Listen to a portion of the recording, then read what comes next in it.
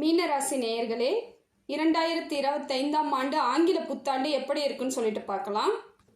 இந்த ஆண்டு சிறப்பு மிக்க ஆண்டு தாங்க. எந்தவித கவலையும் இல்லை, பயமும் இல்லை. ஆனால் கொஞ்சம் உஷாராக இருக்க வேண்டிய காலமும் இதுதான். ஏன்னா 7.5 சனியில் விரைய சனி நடந்துட்டு இருக்கு. சிரசில் இருக்கக்கூடிய சனி பகவான் மீனராசிக்கு கொஞ்சம் தொல்லை கொடுத்துட்டு தான் இருக்காரு. அதுக்கு அடுத்தது ஜென்மத்தில் வருது. அதுவும் கொஞ்சம் ஜாக்கிரதையாக இருக்க வேண்டிய காலகட்டம் தான். அதனால கொஞ்சம் நிதானத்தினோட நீங்கள் செயல்பட ஆரம்பிக்க வேண்டிய காலகட்டம் இது. பொறுமையாகவும் நிதானமாகவும் இருங்க. தொழில் முன்னேற்றம் இருக்குது, ஆனால் நீங்கள் புதிய தொழில் எதுவும் ஆரம்பிக்கக்கூடாது. இருக்கிற தொழிலையே கொஞ்சம் நடத்திட்டு போயிட்டுருங்க. புதுசாக எந்த வித முயற்சியும் பண்ணாதீங்க. கொஞ்சம் அமைதியாக இருங்க. அதே போல் மற்றவங்க செய்கிறாங்க, நாமளும் செஞ்சால் நமக்கு வெற்றி கிடைச்சிரும்னு சொல்லிட்டு அதை நீங்கள் எந்த வித செயல்பாட்டிலையும் இறங்காதீங்க. ஏன்னா அப்படி செய்யும் பொழுது அவங்களோட நேரத்துக்கு காலத்துக்கு அது அவங்களுக்கு சக்ஸஸ் கொடுக்கலாம். ஆனால் நமக்கு போயிட்டு தேவையில்லாமல் மாட்டிக்கிற மாதிரி ஆகிடும். இப்போ இருக்கிற நிலவரத்தையே அப்படியே எடுத்துகிட்டு போயிட்டே இருங்க. தைரியமாக இருங்க, கவலைப்படாதீங்க. எல்லாமே சரியாயிடும்னு நினைங்க. காலம் தாங்க எல்லாத்துக்கும். ஒரு குறிப்பிட்ட காலத்துக்கு அப்புறம் எல்லாமே மாற்றம் வரும். இவ்வளவு நாள் விரயமாக நடந்திருக்கலாம். எல்லாமே பொருளாதார ரீதியாக நிறைய பொருட்களை நீங்கள் தேவையில்லாமல் செலவு ஆகிருக்கலாம். அது வேறு வழி கிடையாது. அது அப்படித்தான் இருக்கும். இது இப்படிக்கான சூழ்நிலைக்கான காலங்கள் தான். அதனால் அதை ஏற்றுக்கிட்டு தான் ஆகணும். அதே மாதிரி உடம்புக்கு வருது. அதாவது ஜென்ம சனியாக உடம்புக்கு வரும்பொழுது நீங்கள் உடல்நிலையை கரெக்டாக பார்த்துக்கணுங்க. ஏன்னா உடல் ஆரோக்கியன்றது ரொம்ப முக்கியமான ஒன்று. அதே மாதிரி வயிறு சம்மந்தப்பட்டது, இதயம் சம்மந்தப்பட்டது, கிட்னி சம்மந்தப்பட்டது, அந்த மாதிரி எல்லாம் ஏதாவது சின்னதாக பிரச்சனைனும் போதே உடனடியாக மருத்துவரை போய் பார்த்துருங்க. அலட்சியப்படுத்தாதீங்க. எதோ ஒன்றுத்தையும் அலட்சியப்படுத்தாதீங்க. ஏன்னா மீனராசிக்காரர் கொஞ்சம் அலட்சியமான ஆளுங்க தான். எதையுமே பெருசாக எடுத்துக்க மாட்டீங்க. கொஞ்சம் எல்லாத்தையும் அப்படியே பொறுமையாக சரியாக போயிடும், நமக்கு அதெல்லாம் வராது அப்படின்ற மாதிரி யோசிப்பீங்க.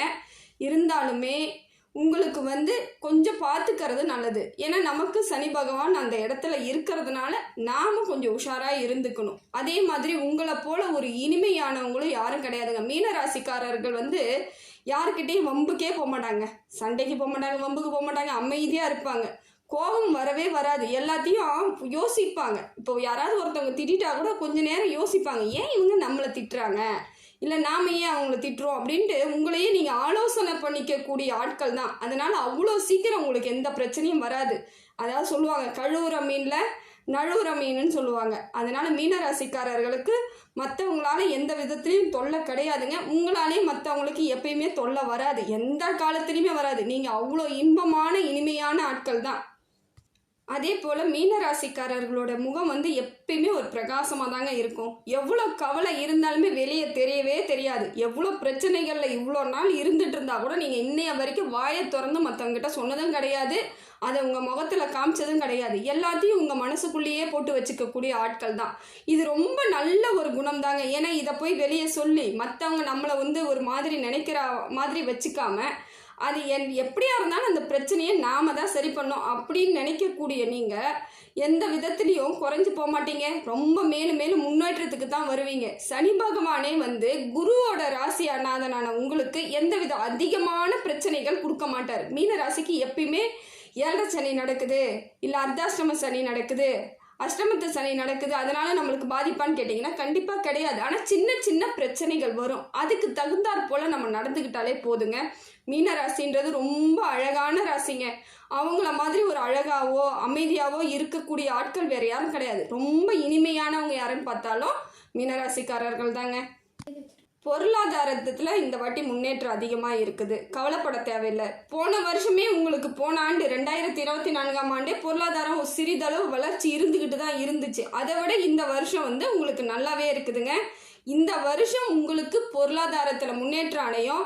அதே மாதிரி இந்த ஆண்டுக்கான உங்களுக்கு பலன் பின்னாடி வரக்கூடிய காலங்களில் செயல்படக்கூடியதாக தான் இருக்கும். இந்த வருஷம் நீங்கள் இப்போ தொழில் ஏதோ ஒன்று செய்ய ஆரம்பிச்சிருக்கீங்க, இல்லை இந்த வருஷம்தான் உங்களுக்கு லாபம் வர ஆரம்பிக்குது, இவ்வளோ நாள் வரலை, இந்த 25ஆம் ஆண்டில் தான் உங்களுக்கு வருதுன்னா இது தொடர்ந்துக்கிட்டே இருக்குங்க. எது ஒன்றும் உங்களுக்கு முடியாதுங்க. இது இந்த ஆண்டு காலத்தில் எந்த இதெல்லாம் உங்களுக்கு நடக்குதோ அத்தனையும் வரக்கூடிய ஆண்டுகளில் அது நல்ல முறையில் நடந்துகிட்ருக்கும். அதனால் இந்த ஆண்டு உங்களுக்கு சிறப்பு மிக்கதாக தான் இருக்குது. பொருளாதார வளர்ச்சி, முன்னேற்றம் எல்லாம் சூப்பராக இருக்குதுங்க. அதே மாதிரி பொன் பொருள் சேர்க்கையும் இருக்குது. ஆடை ஆபரணங்கள் வாங்குவீங்க. பூர்வீக சொத்துல இவ்வளோ நாள் இருந்து வந்த பிரச்சனைகள் அத்தனையும் தீந்துருங்க. பூர்வீக சொத்து உங்களை தேடி வரும். அப்படி இல்லையா, சின்னதா பிரச்சனை இருந்துகிட்டே இருக்கு, கோர்ட்டு கேஸுன்னு சொல்லிட்டு போயிட்டு இருக்கு இல்லைங்களா, அதெல்லாம் இப்போ சுபமா நடக்க ஆரம்பிச்சிரும். அதாவது உங்களுக்கு எளிமையா உங்ககிட்ட அதுவே தேடி வந்துடும். அதனால எந்தவித பயமும் இல்லை. ஒன்னே ஒன்று, அமைதியா இருங்க. நீங்க ஏற்கனவே அமைதியா இருக்கக்கூடிய ஆட்கள் தான். இன்னும் கொஞ்சம் அமைதியாகவும் நிதானமாகவும் இருங்க. எதுக்காவது கொஞ்சம், ஏன்னா சனி பகவான் நம்மளை கோபத்தை தூண்டி விட்டுருவார். அதனால் அந்த டைமில் நமக்கே தெரியாமல் ஒரு சில வார்த்தைகளோ கோபமோ வந்துடுச்சுன்னா அது தப்பாக போயிடும். அந்த டைம் மட்டும் நீங்கள் அமைதியாக இருந்துருங்க. இன்னும் கொஞ்சம் காலம் தானே, இதையும் கடந்துட்டு வந்துட்டீங்கன்னா உங்களை மாதிரி சூப்பரான ஆள் இல்லவே இல்லைங்க. சரியாயிடும். பிரச்சனைகள் இருந்தாலும் அத்தனையும் சரியாகக்கூடிய ஆண்டு இந்த ஆண்டு. அதே போல் வண்டி வாகனத்தில் செல்லும் பொழுது பார்த்து நிதானமாக போங்க. புதியதாக வண்டி வாங்கணும் அப்படின்னாலும் வண்டி வாகனங்கள் வாங்கக்கூடிய யோகம் இருக்குது. வெளிநாட்டுக்கு போகக்கூடியவர்களாக இருந்தால் இந்த ஆண்டு நிச்சயமாக எதிர்பார்க்கலாங்க. நீங்கள் வெளிநாட்டுக்கு போகலாம். அதே மாதிரி ரியல் எஸ்டேட் தொழில் பண்ணுறவங்களுக்கு இந்த ஆண்டு அமோகமாக இருக்குதுங்க.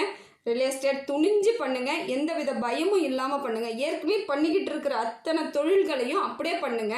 அப்படி இல்லை, நாங்கள் பரம்பரையாக இதை செஞ்சிட்ருக்குறோன்றீங்க பார்த்தீங்களா, அவங்களுக்கும் இது நல்ல நேரமாக இருக்குது. அவங்களோட வளர்ச்சியும் அதிகப்படியாக தாங்க இருக்குது. கவலைப்பட தேவையில்லை. ஈஸியாக எல்லாத்தையும் எடுத்துகிட்டு போயிட்டே இருப்பீங்க. நீங்கள் என்ன ஒன்று, வயிறு சம்பந்தப்பட்ட பிரச்சனைகள் அதிகமாக வரக்கூடிய காலகட்டன்றதுனால சாப்பாடு உணவு வகைகளை பார்த்து சாப்பிடுங்க. மசாலா ஐட்டம் இல்லாமல் சாப்பிடுங்க.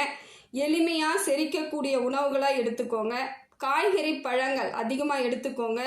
அதே போல் உணவில் நெய் அதிகமாக சேர்த்துக்கோங்க. கொழுப்பு சத்து உள்ள பொருட்களை கொஞ்சம் எடுத்துக்கலாம். காரணம் என்னென்னா, உடல் உங்களுக்கு உருகக்கூடிய ஒரு அமைப்பு தான் இந்த சனி பகவான் நமக்கு தருவார். அப்போ என்ன பண்ணுங்க, நெய் ரொம்ப ஜாஸ்தி இல்லாமல் ஒரு நாளைக்கு ஒரு 2 ஸ்பூன் அளவுக்கு, 3 வேளைக்கு சேர்த்து சொல்கிறேங்க, ஒரு நாளைக்கு 2 ஸ்பூன் அளவுக்கு எப்படியாவது உணவில் கலந்து சாப்பிடுங்க. உங்களுக்கு ரொம்ப நல்லதே நடக்கும். அதே போல் எள்ளால் ஆன உணவு, அதாவது இந்த எள்ளுருண்டை, நல்லெண்ணெயை அதிகமாக நீங்கள் சாப்பிட்லாம். சாப்பாட்டுக்கு போட்டு சாப்பிட்டாலும் சரி, இல்லை தலையில் வச்சு குளித்தாலும் சரி, அதாவது எப்படியாவது ஒன்று உணவு மூலமாக உங்களுக்கு உள்ளே போயிடணும். நல்லெண்ணெய் அதிகமாக சேர்த்துக்கலாம். இதெல்லாம் செய்யும் பொழுது சனி பகவானோட கோபம் குறியெல்லாம் இருக்கு இல்லைங்களா, அதெல்லாம் குறைஞ்சிரும். கொஞ்சம் உங்களுக்கு அமைதி ஏற்படும். வாழ்க்கையில் வெற்றி முன்னேற்றம் எல்லாமே ஏற்படக்கூடிய ஆண்டு இது. அதனால் அதுக்கு தகுந்தாற் போல் நீங்கள் நடந்துக்கோங்க. அதே போல் சனிக்கிழமை சனீஸ்வரன் கோவில் உங்ககிட்ட எந்த பக்கத்தில் இருக்கிற எந்த கோவிலாக இருந்தாலும் போயிட்டு வாங்க. அதாவது அந்த நவகிரகங்கள் கோயில், சனி பகவான் தனியாக இருக்கிற கோவிலுக்கு நீங்கள் போகாதீங்க. நவகிரகங்களும் இருக்கக்கூடிய நவகிரக கோவிலுக்கு போயிட்டு எள்ளுருண்டை தானமாக கொடுத்துட்டு வாங்க. தொடர்ந்து கொடுத்துக்கிட்டு வாங்க. கூடிய விரைவில் எல்லாமே சகலமும் சரியாயிடும். அதே போல் வெள்ளிக்கிழமையில பசுமாட்டுக்கு, கன்றோடு இருக்கக்கூடிய பசுமாட்டுக்கு அகத்திக்கீரை கொடுத்துட்டு வாங்க. இன்னும் ரொம்ப சிறப்பு பலன்கள் இது. அதை மாதிரி கொடுக்கும் பொழுது இன்னும் விசேஷமான பலன்கள் உங்களுக்கு ஏற்படும். அபிராமி அந்தாதியோட பாடல்களை தொடர்ந்து படிச்சுக்கிட்டு வாங்க. தொடர்ந்து பாராயணம் பண்ணுங்க. அதே மாதிரி கனகதாரா ஸ்லோகம் அதையும் தொடர்ந்து படிச்சுக்கிட்டு வாங்க. உங்களுக்கான எளிய பரிகாரம்னா இதுதாங்க. ரொம்ப நீங்கள் ஏதாவது செய்யணும், சனி பகவான் வந்துட்டாரு, நான் என்ன பண்ணுவேன் அப்படிலாம் எதுவும் இல்லைங்க. சின்ன சின்ன விஷயங்களாலேயே நம்ம எல்லாத்தையும் சரி பண்ணிக்கிட்டு நம்ம நல்லபடியாக வாழக்கூடிய ஆண்டு இது. அதனால் சின்னதாக ஏதாவது உங்களால் முடிஞ்ச பரிகாரங்களை செய்யுங்க. அதே மாதிரி இந்த துப்புரவாளர்களாக இருக்காங்க இல்லைங்களா, அவங்களுக்கு உங்களால் முடிஞ்ச உதவியை பண்ணுங்க. அதே மாதிரி ஆசிரியர்கள், அவங்கக்கிட்ட போயிட்டு ஒரு ஆசீர்வாதம், ஒரு மூத்த ஆசிரியர் இருக்கிறாருன்னா அவங்கக்கிட்ட போய் ஒரு ஆசீர்வாதம் வாங்கிட்டு வாங்க. குருவோட பலன் அத்தனையும் முழுசாக உங்களுக்கு கிடைக்கும். குரு பலன் வேணும் அப்படின்னு நினச்சிங்கன்னா ஆசிரியர்களுக்கு உங்களால் முடிஞ்சது ஏதாவது, அவங்களுக்கு பேனா எது பிடிக்குதோ அதை வாங்கி கொடுங்க. பெரியவங்களாக இருந்தால் அவங்க காலில் விழுந்து ஒரு நமஸ்காரம் பண்ணிட்டு வாங்க. உங்கள் பிரச்சனைகள் தீர்ந்துடுங்க. நமக்கு 7:30 நடக்குது, அதனால நம்ம திருநள்ளாறு போவோம், திருக்கள்ளிக்காடு போவோம்னு சொல்லிட்டு போகாதீங்க. இந்த வருஷம் நீங்கள் கண்டிப்பாக நிச்சயமாக இப்போ போகவே போகாதீங்க. நீங்கள் போக வேண்டிய கோவில் எதுன்னு பார்த்தீங்கன்னா ஆஞ்சநேயர் கோவிலை போயிட்டு வழிபாடு பண்ணிட்டு வாங்க. ஆஞ்சநேயரை மாதிரி உங்களுக்கு ஒரு வழி சொல்கிறதுக்கு ஆளே கிடையாதுங்க. அவரை போய் அவர் பாதத்தை மட்டும் சரணடைஞ்சிருங்க. அவரோட பாதத்தை சரணாகதி அடைய உங்களுக்கான அத்தனை வழிகளும் எளிமையாக கதவை திறந்து விட்டுட்டு போயிட்டே இருப்பாங்க. நீங்கள் மட்டும் போயிட்டே இருக்கலாம், எந்தவித பிரச்சனையும் இருக்காது.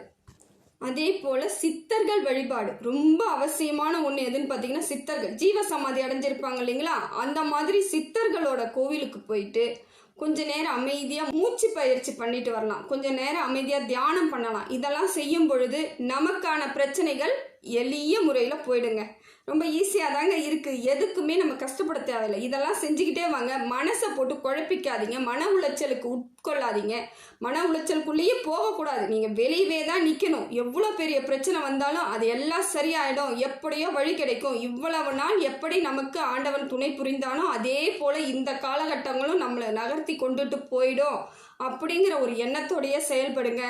எதுக்குமே பயப்படாதீங்க. ஏன்னா மீனராசிக்காரர்கள் கொஞ்சம் பயந்த சுபாவம் உள்ளவர்கள் தான். அதனால எதுக்கும் பயப்படாதீங்க. எல்லாத்தையும் தைரியமாக ஃபேஸ் பண்ணுங்க. உங்களால் எல்லாமே முடியும். ஆனால் உண்மையிலே தைரியமானவங்க யாருன்னு பார்த்தீங்கன்னா நீங்கள் தாங்க. பார்க்கறதுக்கு தான் அப்படியே எளிமையாக அமைதியாக முகத்தில் ஒரு சாந்தமாக அப்படி இருக்கக்கூடிய ஆட்கள் தான் நீங்கள். இருந்தாலுமே தைரியத்துக்கு உதாரணம்னு பார்த்தா நான் சொல்கிறது மீனராசியை தாங்க சொல்லுவேன். அவ்வளோ தைரியமானவங்க. ஏன்னா அமைதியாகவே அத்தனை காரியத்தையும் சாதிக்கக்கூடியவர்கள் நீங்கள் தான். மீன ராசியில் உள்ள நட்சத்திரங்கள் எந்தெந்த கோவிலுக்கு போனால் எப்படி உங்களுக்கு பலன் முழுசாக கிடைக்கும்னு சொல்லிட்டு பார்க்கலாம். மீன ராசியில் உள்ள நட்சத்திரக்காரர்கள் பூரட்டாதி 4ஆம் பாதம் குருவாயூர் கிருஷ்ணன் கோவிலுக்கு போயிட்டு வாங்க. ரொம்ப விசேஷங்க.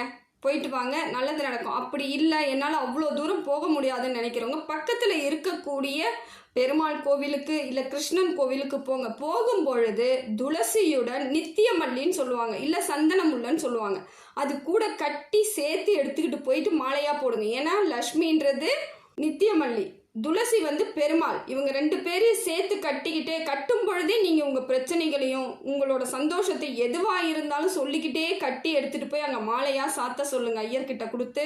அப்படி சாத்தும் பொழுது உங்களுக்கு ரொம்ப அமோகமாக இருக்கக்கூடிய ஆண்டாக இந்த ஆண்டை அவர் உங்களுக்கு கொடுத்துருவாருங்க. ஏன்னா லக்ஷ்மியும் பெருமாளையும் சேர்த்து நீங்கள் வழிபாடு செய்யும் பொழுது சிறப்பு பலன் உங்களுக்கு தாங்க. உத்திரட்டாதி நட்சத்திரக்காரர்கள் 1 முதல் 4 பாதங்களும் மீனராசியிலே இருக்கிறதுனால அவங்க எந்த கோவிலுக்கு போகலான்னு பார்த்தீங்கன்னா அனுமன் கோவில். எல்லா வித அனுமன் கோவிலுக்கும் செல்லலாங்க. எந்த அனுமன் கோவிலுக்கு வேணாலும் நீங்கள் போகலாம். போயிட்டு வடமாலை சாத்திரன்னு வேண்டிக்கிட்டு என் பிரச்சனையை தீர்த்து கூட உனக்கு வடமாலை சாத்திரன் ஒன்றுமே வேணாம், அதை மட்டும் சொல்லிட்டு வாங்க. அப்படி இல்லையா கொஞ்சோண்டு வெண்ணெய் வாங்கிட்டு போயிட்டு அவர் வாயில் வச்சுட்டு வந்துருங்க. உங்களுக்கு எளிய பரிகாரம் இதோட வேற ஒன்றுமே கிடையாதுங்க. துளசி மாலை வாங்கி போடலாம், வெற்றிலை மாலை வாங்கி போடலாம். எப்பெல்லாம் நினைக்கிறீங்களோ மனசு கவலையாக இருக்கா உடனே கோவிலுக்கு கிளம்புங்க. போயிட்டு எதையாவது ஒன்று செஞ்சுட்டு வந்துட்டே இருங்க. ரொம்ப அமைதியாகவும் ஆயிடுவீங்க, சந்தோஷமாகவும் ஆயிடுவீங்க. உங்களுக்கு இந்த ஆண்டு சூப்பராக இருக்குங்க. எல்லாவித நன்மைகளும் உங்களுக்கு கிடைக்கக்கூடிய ஆண்டு 2025ஆம் ஆண்டுங்க. ரேவதி நட்சத்திரக்காரர்கள் அவங்க 1லிருந்து 4 பாதங்களும் மீனராசியிலே தாங்க இருக்கு. அவங்க காலபைரவர் கோவிலுக்கு போயிட்டு வரலாங்க. காலபைரவர் கோவிலுக்கு போயிட்டு அன்னதானம் செய்யலாம். ரொம்ப விசேஷமான ஒன்று. அதே போல் அங்கே வரக்கூடிய பக்தர்களுக்கு தேங்காய் வெல்லம் சேர்த்து பிரசாதமாக கொடுக்கலாம். இதை நீங்கள் செய்யும் பொழுது உங்களுக்கு பிரச்சனை எதுவுமே கிடையாதுங்க. அத்தனையும் அப்படியே தூள் தூளாக போயிடுங்க. அதே போல் 3 நட்சத்திரக்காரர்களும் எந்த கோவிலுக்கு போனாலும் ஏதாவது ஒரு கோவிலில் ஹோமம் பண்ணுறாங்கன்னா அவங்களுக்கு ஹோமத்துக்கு தேவையான பொருட்கள் அந்த குச்சி வாங்கி கொடுக்கறது, இல்லை நெய் வாங்கி கொடுக்கறது, நவதானியம் வாங்கி கொடுக்கறது, இல்லை புடவை வாங்கி போடுறது, எதை வேணாலும் உங்களுக்கு எது அந்த டைம் உங்களுக்கு எப்படி உங்கள் பட்ஜெட் எப்படி சரி வருமோ அதை மாதிரி செய்யுங்க. யாகம் வளர்த்தும் பொழுது அந்த புகை நம்ம கொஞ்சம் சுவாசிச்சுட்டு வர்றதும் ரொம்ப நல்லதுங்க. எங்கெல்லாம் யாகம் பண்ணுறாங்களோ கோவிலில், எந்த கோவிலில் யாகம் பண்ணாலும் அந்த கோவிலுக்கு தேவையான பொருட்களை வாங்கி கொடுத்துட்டு வாங்க. அந்த யாகத்தில் போய் கலந்துக்கோங்க. ரொம்ப விசேஷம், நல்லதே நடக்கும். எல்லாருக்கும் நடக்க வேண்டிய அத்தனையுமே நடக்குங்க.